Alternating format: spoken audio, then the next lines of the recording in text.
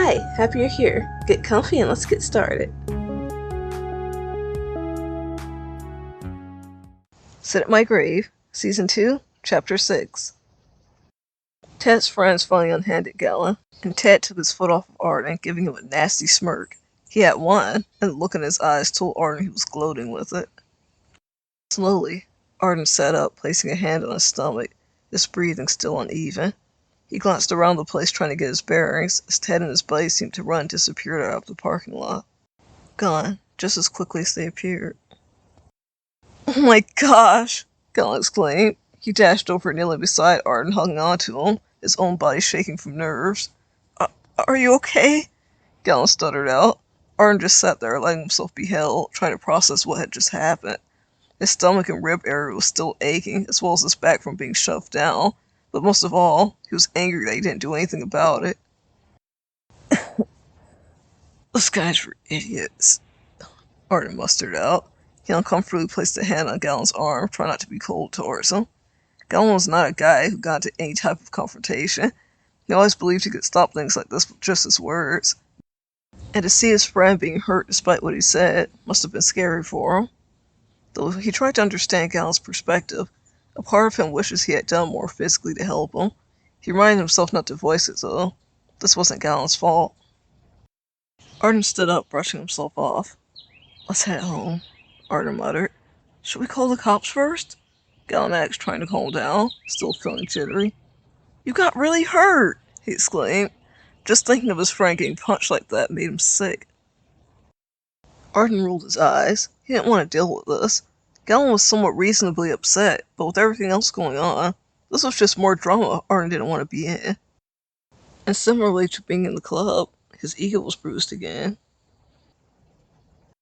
Nothing was going the way Arden wanted it to, and besides the sting of having to apologize, it really hurt him that he didn't, or rather couldn't, defend Reed, even now.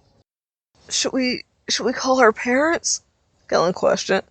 People now starting to flood out around them, leaving the fair and heading back to their car, still laughing and talking. "No, not the cops or our parents," Arden snapped. Seeing Galen's eyes go wide, he dialed it down. "Let's just head home. We've had a rough day," Arden muttered. He was trying to be more careful now and calm his tone. Yeah, I'm just glad we're both okay," Galen said, hugging Arden. Arden loosely patted his back. The two soon found their way back in Galen's car and headed home. They skipped getting dinner, and instead, Galen just dropped Arden off at his grandma's place. "Do you want me to come in with you?" Galen questioned once he parked his car in front of Werner's home.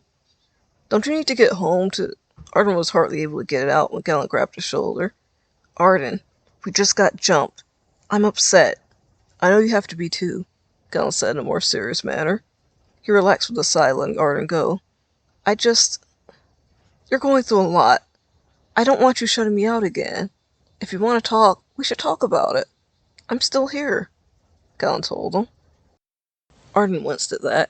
He didn't believe Galen was truly referring to his brother when he said, "I'm still here."